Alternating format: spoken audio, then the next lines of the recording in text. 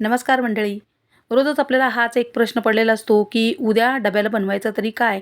आणि रोज आपल्याला त्याच-त्याच भाज्या करून पण आपल्याला पण कंटाळा आलेला असतो आणि मुलांना सुद्धा तेच-तेच खाऊन पण कंटाळा आलेला असतो. मग अशा वेळी ना थोडंसं काहीतरी वेगळं बनवलं, की सगळ्यांनाच छान वाटतं, आपल्याला पण आणि मुलांना पण. म्हणून असंच एक दिवशी मी 2 कांदे घेतले, थोडेसे मोठेच घेतले होते आणि अगदी बारीक चिरून घेतले. 1 वाटी शेंगदाण्याचा कूट घेतला. त्याच्यामध्ये आपला घरगुती मसाला आहे तो 1 चमचा. त्यात चटणी, मीठ, हळद, हिंग आणि असेल तर कोथिंबीर. आज माझ्याकडे नव्हती म्हणून मी नाही टाकली, पण म्हणून कसुरी मेथी टाकली मी. आणि हे सगळं मी मिश्रण मिक्स केलं आणि आपण जसं पुरण भरतो ना, तसं हे मिश्रण त्यात तेल वगैरे घालायची काही गरज नाही लागत.